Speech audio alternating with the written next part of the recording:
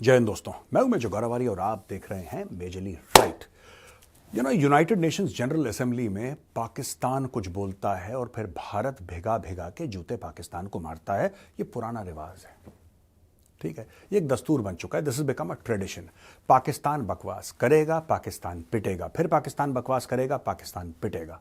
Right ना पाकिस्तान बाज आता है बकवास करने से, और ना हम कोई मौका छोड़ते हैं पाकिस्तान की बेइज्जती।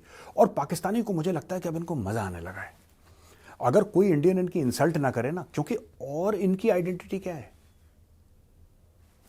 पाकिस्तानियों की आइडेंटिटी क्या है। चलिए मैं पहले इसको क्लियर करूं, फिर मैं यूनाइटेड नेशंस जनरल असेंबली आपको ले जाऊंगा। भाई इनकी शनाख्त है, इनकी आइडेंटिटी ये है कि दुनिया भर से भीख मांगते हैं और भारत से बेइज्जत होते हैं। अगर ये दो पिलर हैं जिस पर पाकिस्तान खड़ा हुआ है, दो स्तंभ हैं। दुनिया भर से पैसा मांगेंगे, भीख मांगेंगे और भारत से अपनी इंसल्ट करवाएंगे।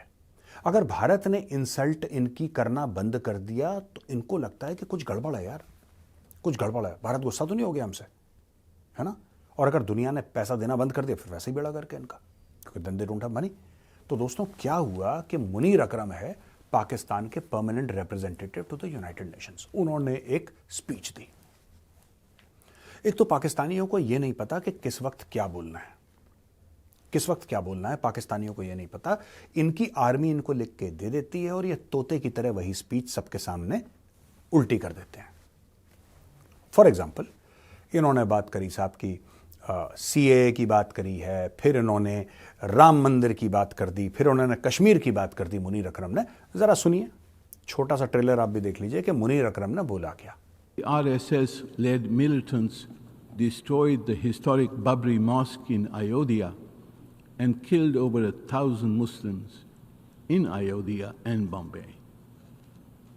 In 2002, when over 2,000 Muslim men, women, and children were killed mercilessly in Gujarat, Madam President, the repression of Muslims and Christians is now systematic and pervasive in India. A citizenship law and national registry list is designed to exclude Muslims from citizenship and to intern or expel them eventually. Muslim men are persecuted for so-called, I quote, love jihad, unquote, to prevent them marrying Hindu women. Extremist Hindu groups have expressly called for genocide against Muslims. The organization Genocide Watch has warned of the possibility of genocide of Muslims in India as well as in occupied Jammu and Kashmir. सुना दोस्तों आपने, तो ये मुनीर अकरम ने अपने fake accent में सब कुछ बोला है। मुनीर अकरम है कौन? जाहिर सी बात है पाकिस्तानी है। लेकिन आपको पता कैसे लगेगा कि मुनीर अकरम पाकिस्तानी है?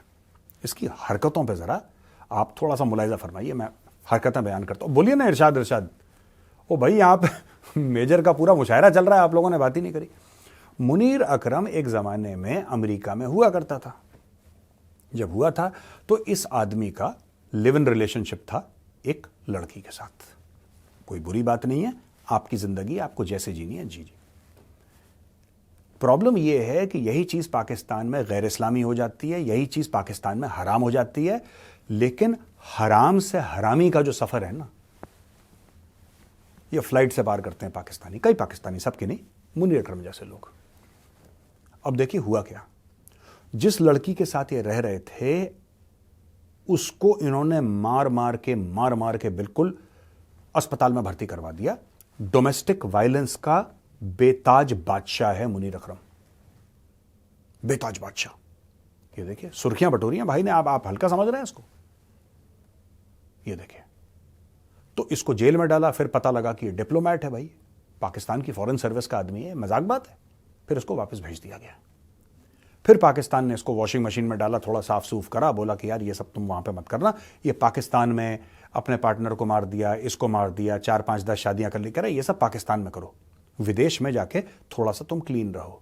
तो फिर इसको, पर पाकिस्तानियों ने अप्रिशिएट करा कि देखो तुमने एक लड़की को मारा है, तुमने पीटा एक लड़की को, मार मार के तुमने एक लड़की को अस्पताल में भर्ती करवा दिया। अब तुम हल्के आदमी तो हो नहीं, तो चलो हम तुम्हें अवार्ड देते हैं। और अवार्ड क्या दिया इसको? अवार्ड ये दिया कि इसको बोल दिया कि तुम बन जाओगे यूनाइटेड नेशंस में परमानेंट रिप्रेजेंटेटिव पाकिस्तान के। तो इसको भेज दिया क्योंकि इसने सेक्सुअल वायलेंस, डोमेस्टिक असॉल्ट, ये सब पाकिस्तान में, मतलब ये तमगा जो देते हैं ना, हिलाल जुर्रत और पता नहीं कौन कौन से उनके जो अवार्ड होते हैं ब्रेवरी के, ये सब उनमें शामिल है ये। तो ये गया वहां पे और इसने फिर वही राम मंदिर के ऊपर यही अपनी पुरानी बातें करी। रुचिरा कंबोज जी हैं जो भारत की परमानेंट रिप्रेजेंटेटिव हैं यूनाइटेड नेशंस में।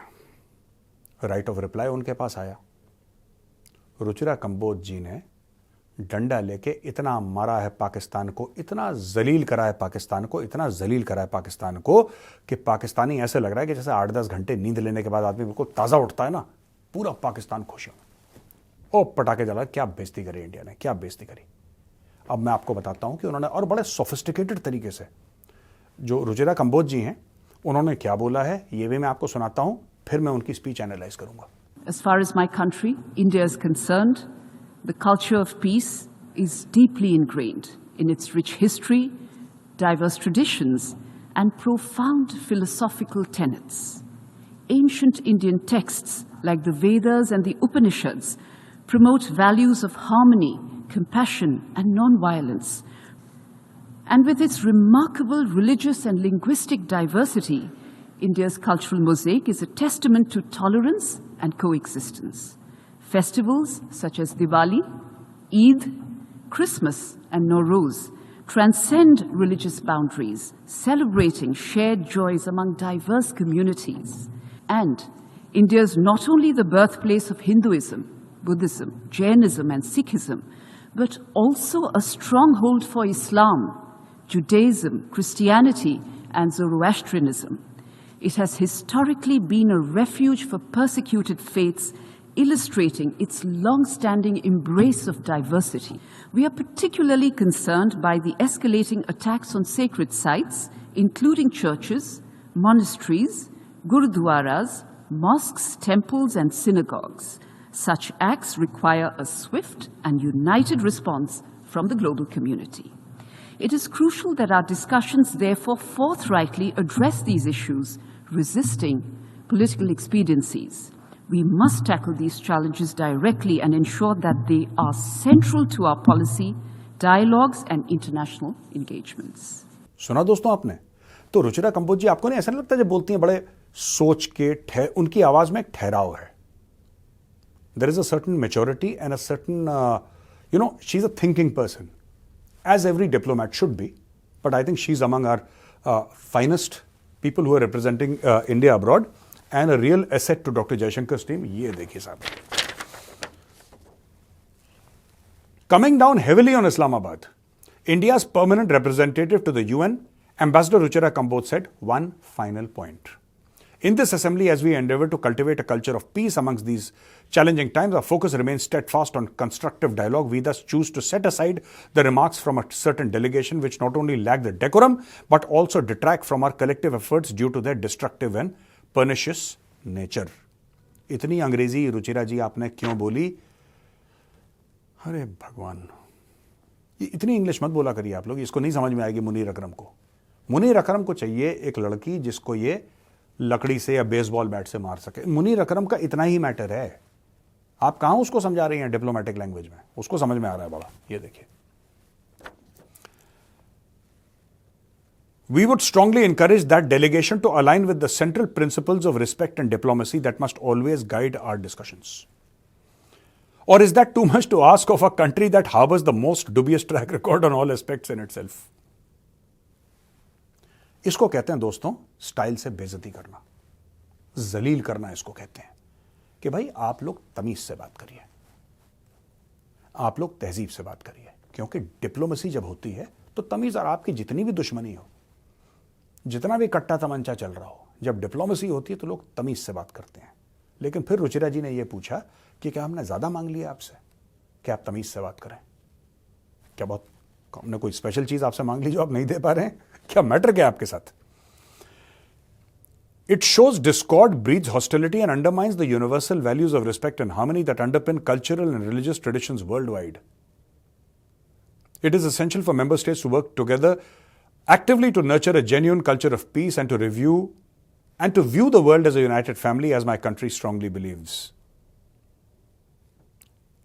इतना ना आ रहा है उसको मुनीर अकरम को समझने में। ये मुझे नहीं पता इंडिया क्यों इतनी अंग्रेजी वेस्ट करता है पाकिस्तानियों पर। They don't understand all this यार।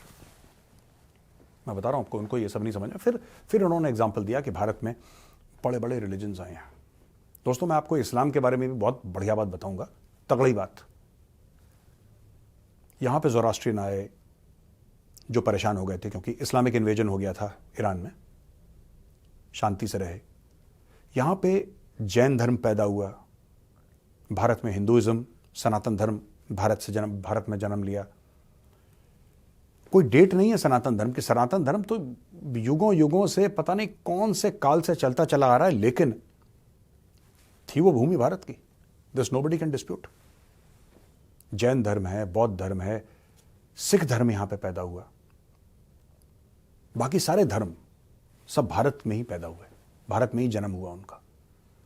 और आपको पता है, भारत सिर्फ एक अकेला देश है पूरी दुनिया में जहां पे इस्लाम के सारे फिरके, सारे के सारे इस्लाम के जो जिसको कहते हैं ना गुट बन गए हैं अभी, इस सारे के सारे चैन से रहते हैं।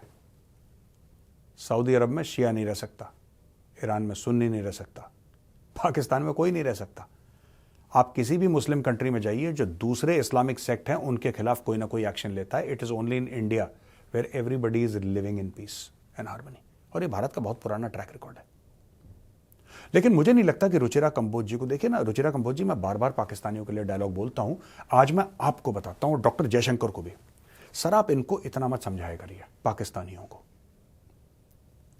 क्या है कि आप लोग समझाते हैं, इनको इंपॉर्टेंस मिलता है। और जैसा कि मैं अक्सर समझाता हूं, पाकिस्तान को क्यों कुछ बताने का फायदा नहीं है, क्योंकि कुत्तों को घी हजम नहीं होता।